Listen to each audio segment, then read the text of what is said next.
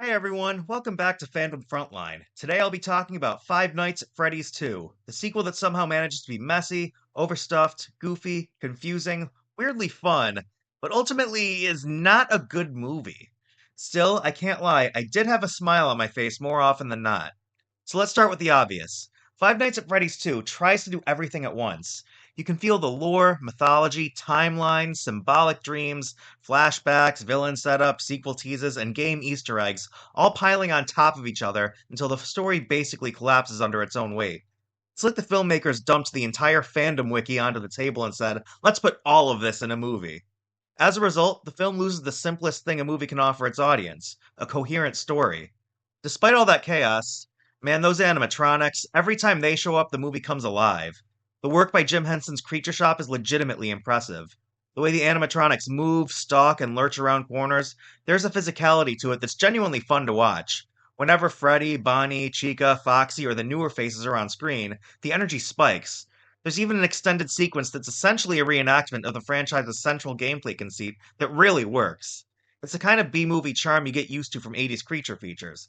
Clumsy, yes, but memorable. So let's be honest. This movie is not for general audiences. If you've never played the games, you're going to be scratching your head at this one. There's no onboarding, no slow introduction to the mythology.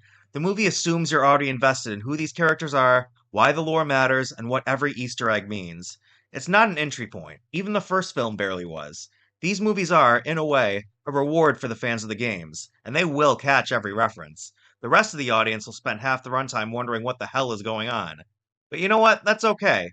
Movies are allowed to be niche. They're allowed to play to their core audience.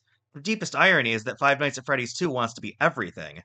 It wants to be a horror film, a teen adventure, a mystery, a lore dump, a sequel setup, and a fan service machine. In its attempt to satisfy everyone, it satisfies no one fully. There's a version of this movie that could have been tight, focused, and genuinely scary. There's even a version that could have just embraced camp and been a wild horror comedy. But this film tries to do both and ends up stumbling through both lanes. But even as the story collapses, the enthusiasm is unmistakable. The filmmakers love this world, even when they can't quite make a coherent film out of it, and that sincerity goes a long way. So where does that leave us?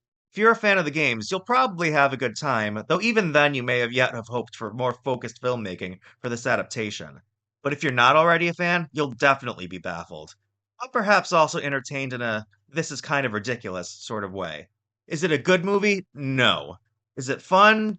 Weirdly, yes.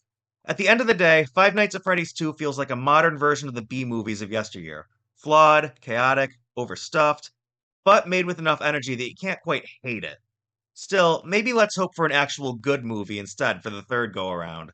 So thanks for watching. If you enjoyed this review, hit like, subscribe, and tell me in the comments which animatronic is your favorite.